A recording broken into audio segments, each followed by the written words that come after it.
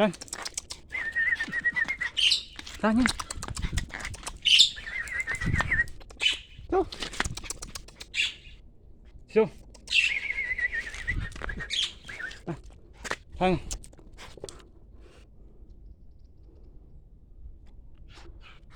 Vô. Vô.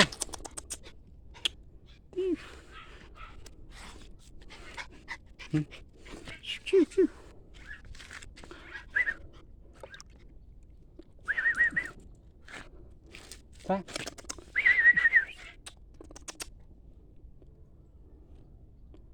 Vô.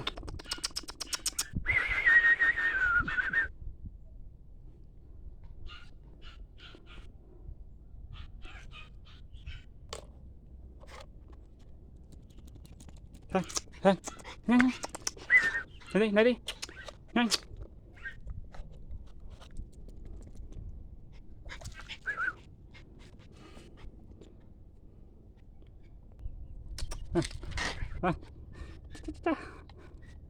Không ném. Chưa.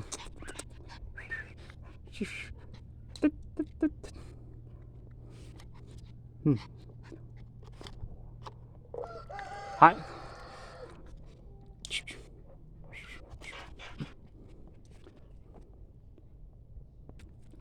Đây.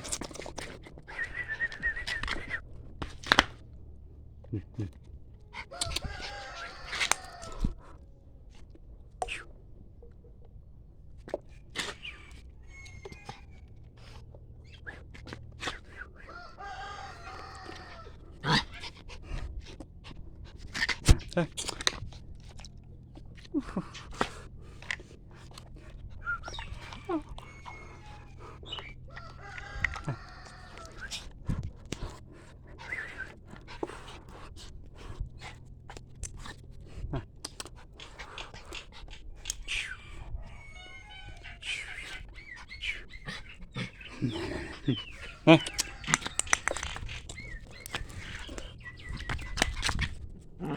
Đây.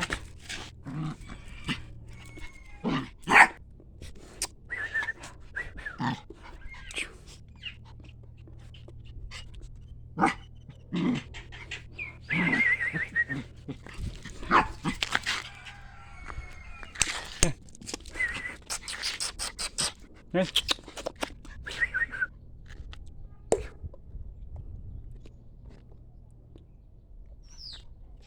Hai, tới đấy, tới đấy, nhanh. Tới đây nào. Nãy.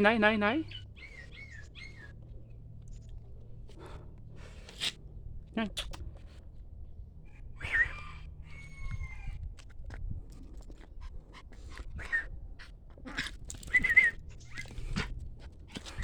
Đây.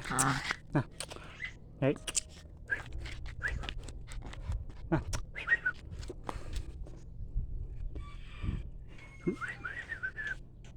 Con cá này. Được.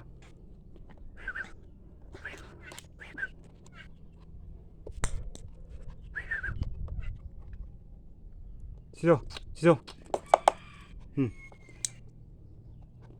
Vẫn lấy đi.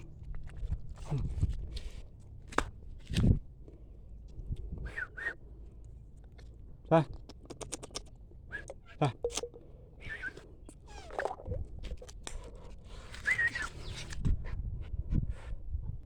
Đây.